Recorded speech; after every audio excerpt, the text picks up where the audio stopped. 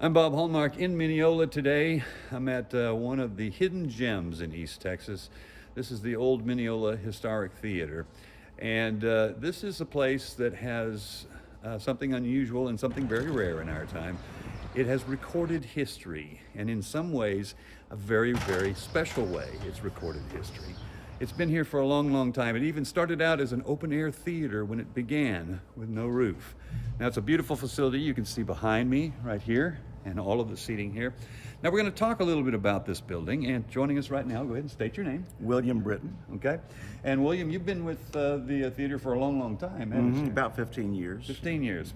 Let's talk a little bit about the history. It started, and obviously it was a much different time then. It started with an open-air theater, and I'm guessing there had to be some arrangements done to make people comfortable in an open-air theater. You said that they actually used fans and things of that nature. Right. No air conditioning in those days. Now it's still in operation, and it's still a beautiful facility out here. You do a lot of different things. You even do community theater here, is that right? Yes, we do. Okay.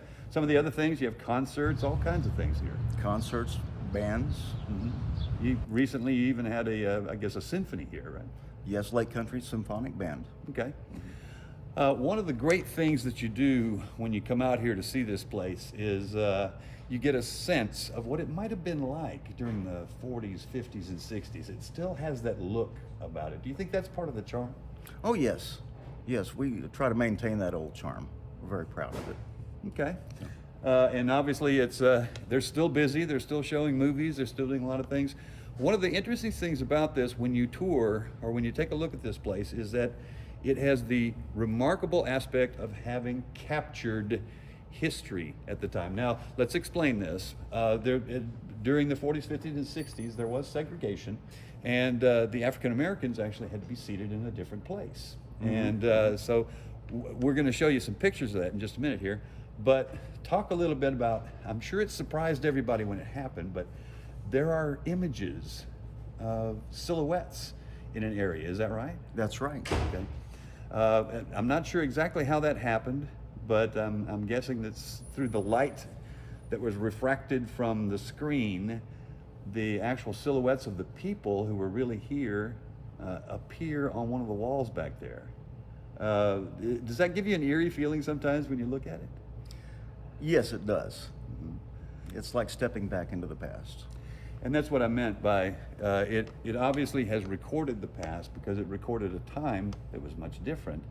And then you have really a historic permanent reminder here.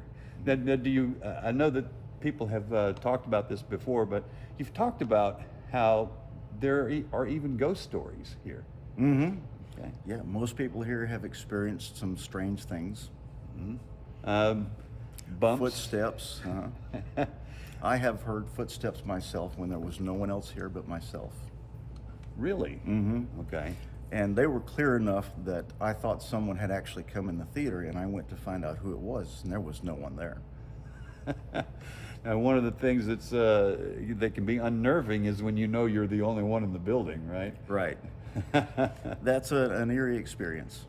So Roy Shockey, I'm sorry.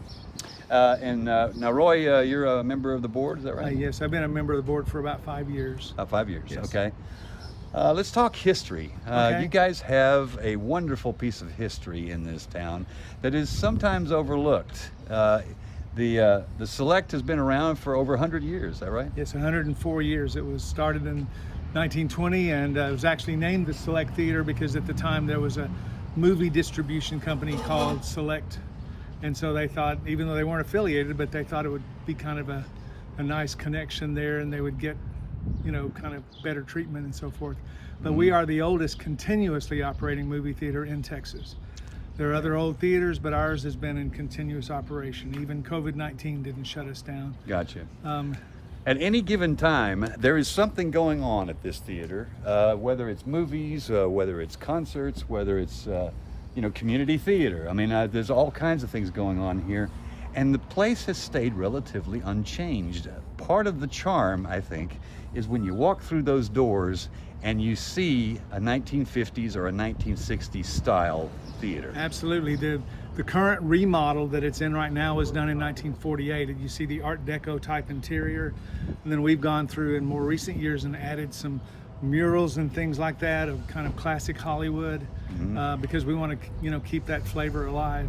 Gotcha. But yeah, people do walk in and they feel like the olden days. This building is a history piece because it holds something astounding inside of it. During segregation, the African Americans had to sit up in the balcony. Yes, they did. And because of light refraction or whatever, something happened that is amazing that people need to see, or if they can, get a picture of it or something like that. But there are silhouettes. Yes, against the back wall, still to this day, and we have it covered with plexiglass, so it preserves that. But the where people used to sit and lean back against the wall there, you can still see the silhouettes of theirs. And if you look, the door just to the right, under the marquee, that was the entrance. There's a separate, still to this day, a separate Dutch door that they would get their concessions and then go up the stairs to the upstairs. Right, and the reason we bring that up is because there was a time, the 40s, 50s, and 60s, segregation was very real. Yes. And unfortunately, it was very real, but we have gotten so far past that. But what this theater does is it holds a glimpse of the past, of what it was like. Yes. And that's one of the things that's great about buildings like this. They don't make judgments, they simply preserve history. Yes. Yeah, and one of our board members who's similar age to myself, she remembers coming here when she was a child in Mineola, and she's as proud of the theater as I am, and we all are today. They showed the Jackie Robinson story, and we were still in high school then, and that was my very first time ever being downstairs. And we'll have much more on this story tonight on KLTV 7 News. For KLTV WebXtra, I'm Bob Hallmark.